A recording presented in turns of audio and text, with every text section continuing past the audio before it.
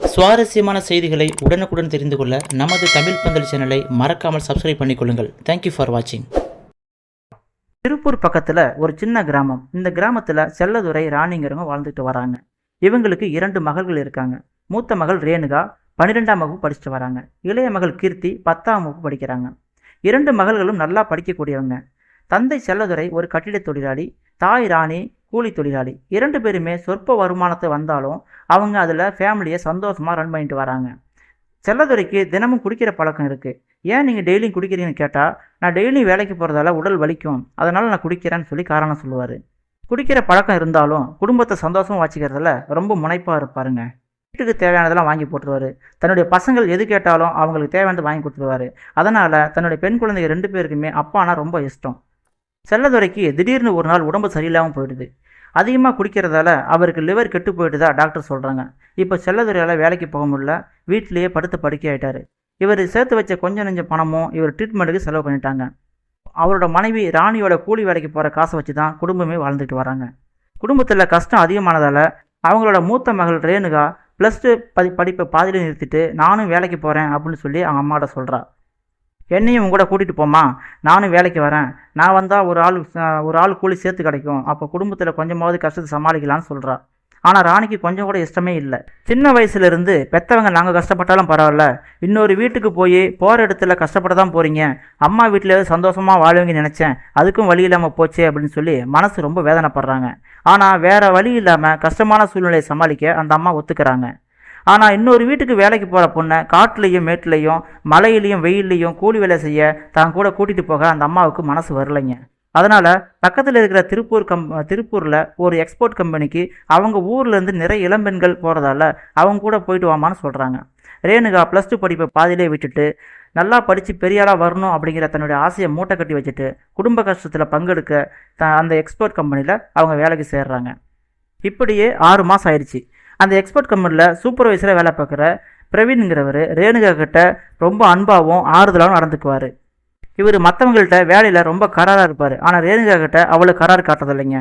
ரேணுகா லேட்டாக வந்தாலோ வேலையில் ஏதோ தவறு பண்ணதாலோ அவளுக்கு கராராக இருக்க மாட்டார்.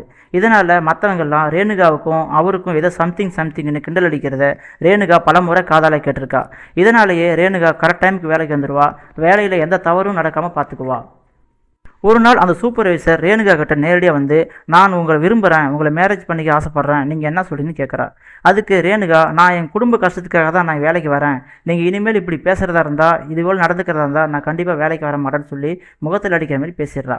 அந்த சூப்பர்வைசர் அப்படியே திரும்பி போயிடுறாரு. அதுக்கப்புறம் அவர் ரேணுகா பக்கம் திரும்பி கூட பார்க்குறதில்ல. இப்படியே போயிட்டு இருக்கும்போது ரேணுகா ஒரு வாரமாக வேலைக்கு வர்றதை கவனித்த அந்த சூப்பர்வைசர், ஏன் ரேணுகா ஒரு வாரமாக வேலைக்கு வரல அப்படின்னு சொல்லி அவங்க ஊருக்கார பொண்ணுகிட்ட கேட்குறாங்க. அதுக்கு அவங்கெல்லாம் ரேணுகாவுக்கு திடீர்னு மேரேஜ் ஆயிடுச்சுன்னு சொல்கிறாங்க. இதை கேட்ட அந்த சூப்பர்வைசருக்கு ரொம்ப அதிர்ச்சி ஆகிடுது. ஏன் இவ்வளோ அவசரமாக மேரேஜ் பண்ணிட்டாங்கன்னு கேட்குறாரு. ஆமாங்க, பாவங்க அந்த பொண்ணு, அவங்க அப்பாவுக்கு 1 மாதத்துக்கு முன்னாடி ரொம்ப முடியாமல் போச்சு, அதனால் நான் சாகிறதுக்குள்ளே என்னுடைய ஒரு பொண்ணுக்காவது மேரேஜ் பண்ணி நான் பார்க்கணுன்னு சொல்லி அவர் ஆசைப்பட்டதால் அவளுக்கு விருப்பம் இல்லாமலேயே அவங்க அத்தை பையனுக்கு அவளை மேரேஜ் பண்ணி வச்சுட்டாங்க. அவளும் அப்பாவோட ஆசை நிறைவேற்றுறதுக்கு ஒரு வழி இல்லாமல் ஒத்துக்கிட்டான்னு சொல்கிறாங்க. ஒருதலை காதலாக இருந்தாலும் உண்மையாக லவ் பண்ணதால் அந்த சூப்பர்வைசருக்கு அன்றைக்கி அவளை நினச்சி அழுவுதான் முடிஞ்சுது. அவர் கண் கலங்குறத பார்த்து அவங்கெல்லாம் பாவம் முடிந்த மனுஷன், என்ன பண்ணுறது, ரேணுகா கொடுத்து வச்சது அவ்வளோதான்னு சொல்லிட்டு அவங்க வேலையை பார்க்க போயிடுறாங்க. இப்படியே போயிட்டு இருக்கும்போது ரேணுகாவோட அப்பா இறந்துட்டாருங்க. ரேணுகாவுக்கு இருந்த ஒரு ஆதரவும் போயிடுது. இப்போது ரேணுகா தன்னோட சொந்த அத்தை பையனை தானே மேரேஜ் பண்ணியிருக்கோம், அவங்க நம்மளை நல்லா பார்த்துக்குவான்னு சொல்லி ரொம்ப ஆறுதலாக இருக்காங்க. அவங்களும் சந்தோஷமாக தான் வச்சுருந்தாங்க. இப்போது ரேணுகாவுக்கு ஒரு அழகான ஆண் குழந்தை பிறக்குதுங்க. ஆனால் போக தான் தெரிஞ்சுது, தன்னை கட்டிக்கிட்டனும் ஒரு குடிகாரன்னு நினச்சி அப்போ ரொம்ப ஃபீல் பண்ணுறா. அவளோட அத்தைக்கிட்ட, பாருங்க அத்தை, உங்கள் பையன் இப்படி குடிக்கிறாரு, எங்கள் அப்பா இப்படி குடிச்சு தான் எங்கள் அம்மாவை பம்போன்னு விட்டு போயிட்டாரு, இவரும் இப்படி குடிச்சிக்கிட்டு இருந்தா என் வாழ்க்கை என்ன வருது, என்னுடைய பிள்ளையோட எதிர்காலம் என்ன வருதுன்னு சொல்லி ரொம்ப புலம்பி அழுகுறா. அதுக்கு அவங்க அத்தை, பாவி பையன், கல்யாணம் பண்ணி வச்சா திருந்துவான்னு பார்த்தேனே, ஆனால் அவன் திருந்தவே மாட்டாரான், இப்பவும் அப்படியே தானே இருக்கான்னு சொல்லி புலம்புறா. நல்ல பொண்ணை கட்டி வச்சிருக்கேன், உன் வாழ்க்கையும் அழிச்சிக்கிட்டு அவள் வாழ்க்கையும் அழிச்சிடாதா பாவின்னு சொல்லி அவனை திட்டுறத ஊரே நின்று வேடிக்கை பார்க்கும்.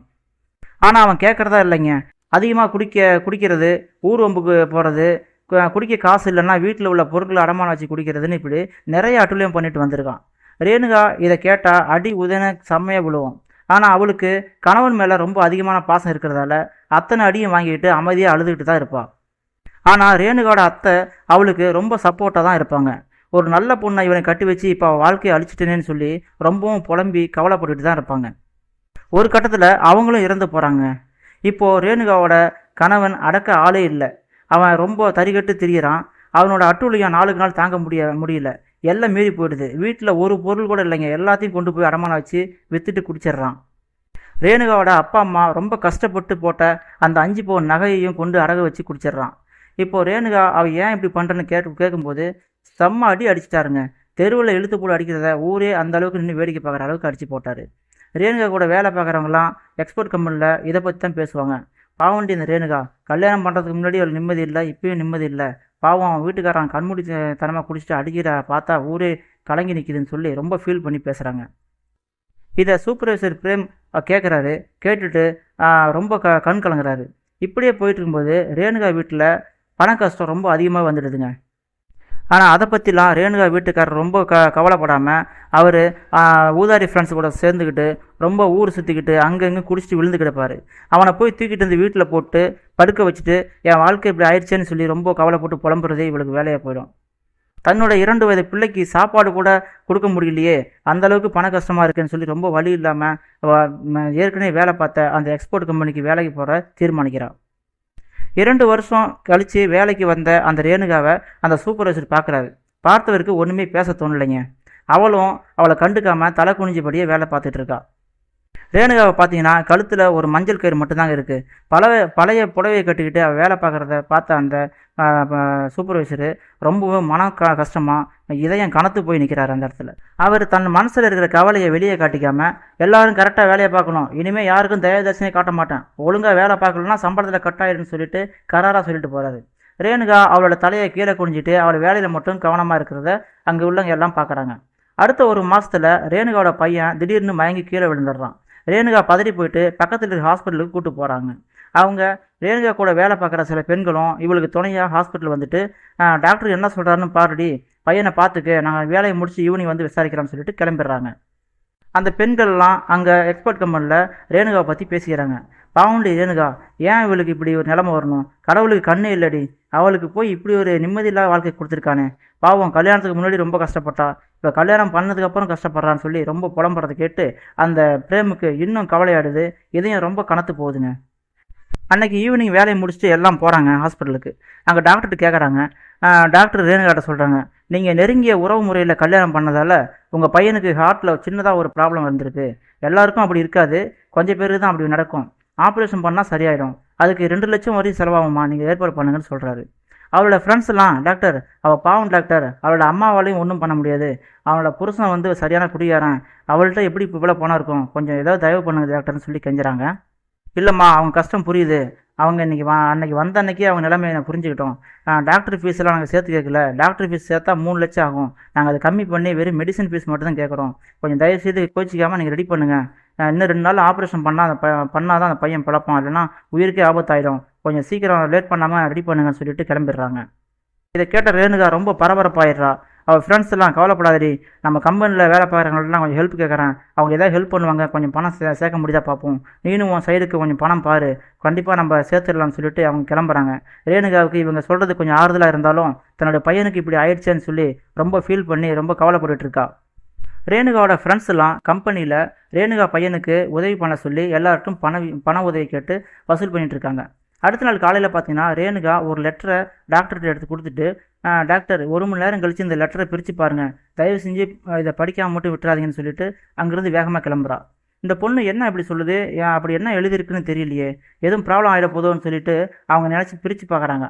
பிரித்து பார்த்தவங்களுக்கு பயங்கரமாக அதிர்ச்சி ஆகிடுது. அதில் என்ன எழுதியிருக்கானா, டாக்டர் நான் இன்றைக்கி என் வீட்டில் தற்கொலை பண்ணிக்க போகிறேன், இன்னும் 1 மணி நேரம் கழித்து நான் செத்துருவேன், தயவு செஞ்சு என் பாடியை கைப்பற்றி என் உடல் உறுப்புகளை எடுத்துக்கோங்க, அது யாருக்கு தேவைப்படுதோ அதை விற்றுட்டு என் பிள்ளைக்கு ஆப்ரேஷன் நல்லபடியாக பண்ணுங்கள், ப்ளீஸ் டாக்டர், இது மட்டும் செய்யாமல் இருந்துடாதீங்கன்னு சொல்லி ரொம்ப கெஞ்சி எழுதியிருக்கா. இதை பார்த்த டாக்டருக்கெல்லாம் பயங்கர அதிர்ச்சி ஆகிட்டு ஆம்புலன்ஸ் எடுங்க அப்படின்னு சொல்லிட்டு கிளம்புறாங்க. ரேணுகா வீட்டை நோக்கி மின்னல் வேகத்தில் அந்த ஆம்புலன்ஸ் புறப்படுது.